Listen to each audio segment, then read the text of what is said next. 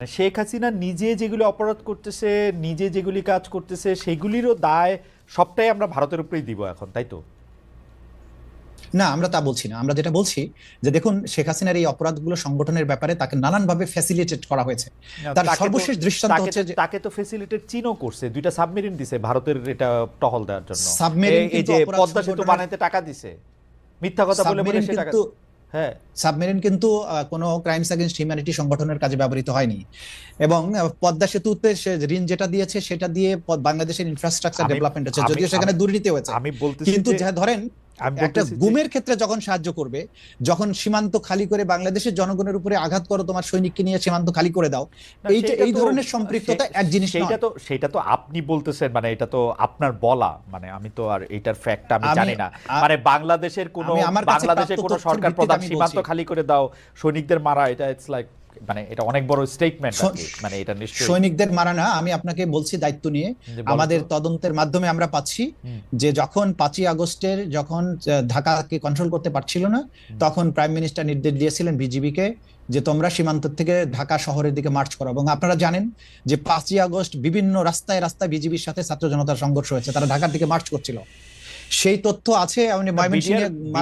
BDR নিয়োগ করতে হলে তো সীমানা থেকেই নিতে হবে, আর কোথাও থেকে তো নিয়োগ করার উপায় নাই, মানে বিজিবি কে নিয়োগ করা। তাহলে সীমান্তকে অরক্ষিত রেখে আপনি সৈনিকদেরকে ঢাকার দিকে মার্চ করতে বলা, এবং সেক্ষেত্রে আবার যখন বলা হয়েছে যে আমি যেটা করব, তো তাহলে তো সীমান্ত অরক্ষিত হয়ে যাবে। তখন যে তিনি যে অ্যান্সার গুলো দিয়েছেন, যেগুলোর প্রমাণ আমরা পেয়ে গেছি আমাদের হাতে, তো এগুলোর থেকে এগুলো অনেক বেশি শক্ত কথা, কিন্তু ইট ইজ রিয়ালিটি। ওকে, ঠিক আছে, আমি মেনে নিলাম। এমনিতেই লোকে বলতেছে যে আমি আওয়ামী লীগের প্রেসিডিয়ামের সদস্য কিনা, কেন তো আওয়ামী লীগের হয়ে কথা বলতেছি যে ভাই।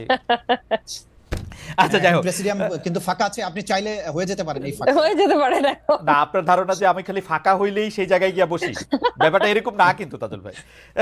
মানে মানে মানে এটা এটা এটা আমি, আচ্ছা, আমার 2টা প্রশ্ন এটার মধ্যে এটা আছে, সেটা হচ্ছে যে সারা দেশে আওয়ামী লীগ নেতাকর্মীদের আসামি হিসাবে আদালতে হাজির করা হলে তাদের উপর ডিম মলমূত্র নিক্ষেপ, অনেক ক্ষেত্রে আইনজীবীদের কে দাঁড়াতে না দেওয়া, এইটা আপনি দীর্ঘদিন, মানে এইটা আপনি ফেস করেছেন, কারণ আমরা আপনাদের সাথে কথা বলেছি, এইটা আপনি আসলে কিভাবে দেখেন যে এটা ঠিক হচ্ছে? প্রথম কথা হচ্ছে আমার দায়িত্বের মধ্যে আছে আন্তর্জাতিক অপরাধ ট্রাইব্যুনাল।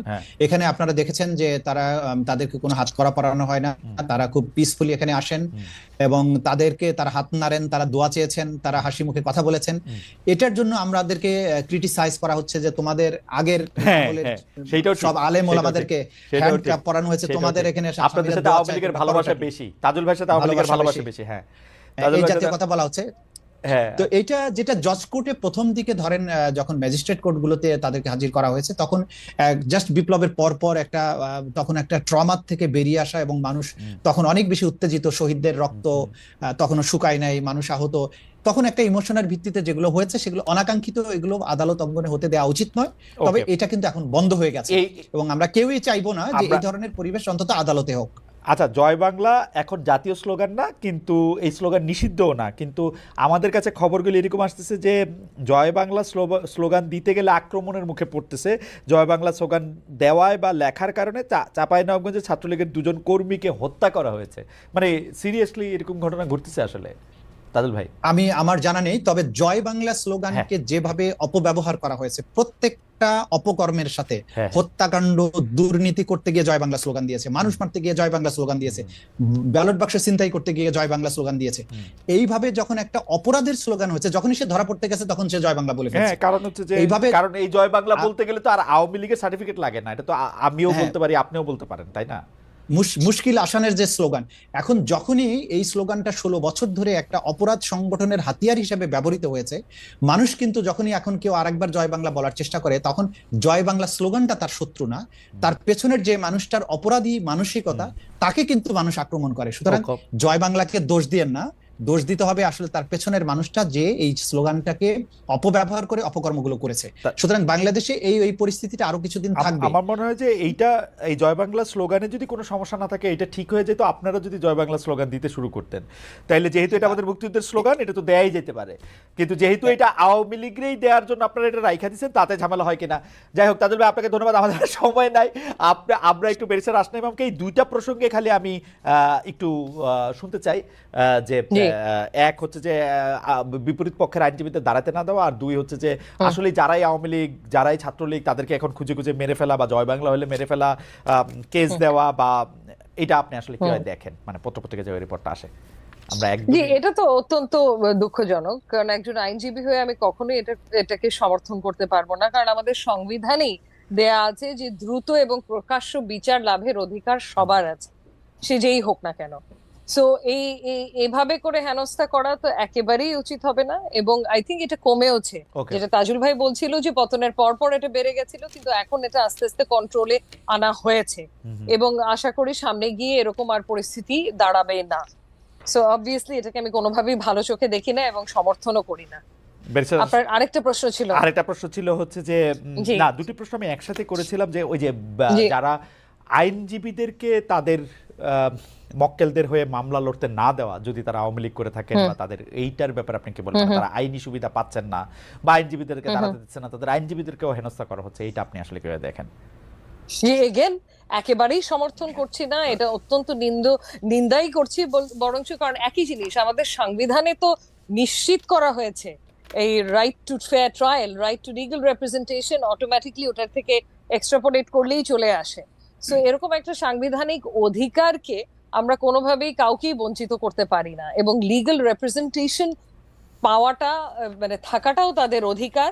এক্ষেত্রে কিন্তু সরকারও পদক্ষেপ নিতে পারেন, এবং কিছু দূর আমার মনে হয় নিচ্ছেও, যে লিগ্যাল রিপ্রেজেন্টেশন বা লিগ্যাল এইডের মাধ্যমে সরকার থেকে কিছু নিয়োজিত আইনজীবী ডিফেন্সটা কন্ডাক্ট করার জন্য দিতেই পারেন, এবং আমার ধারণা কিছু দূর দিচ্ছেও, যে ক্ষেত্রে কোনো আইনজীবী পাওয়া যাচ্ছে না, সরকারই পাঠাচ্ছে আইনজীবী ডিফেন্সের জন্য।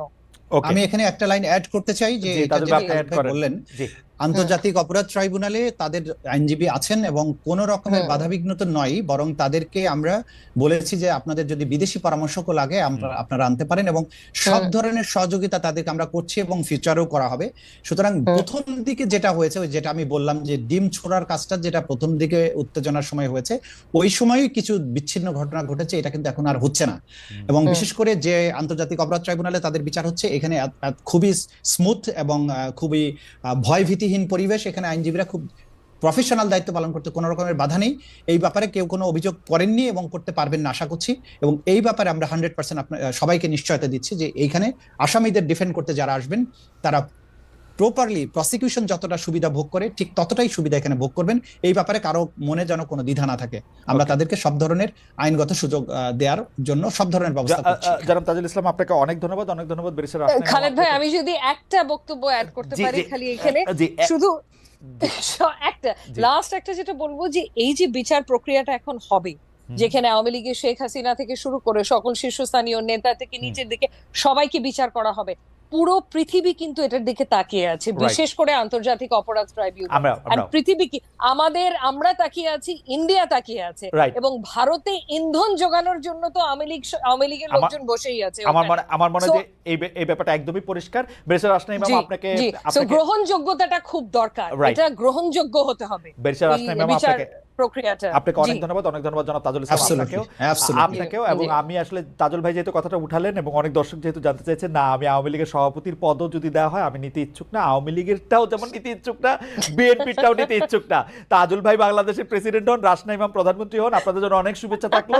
যে অনেকগুলি রাজনীতি আপনারা করেন, আমি রাজনীতির মধ্যে নাই, আপাতত নাই। আপনাদের সবাইকে অনেক অনেক অনেক ধন্যবাদ জনাব তাজুল ইসলাম, ধন্যবাদ ব্যারিস্টার রাসনা ইমাম। আপনাকেও ধন্যবাদ খালেদ ভাই, ধন্যবাদ।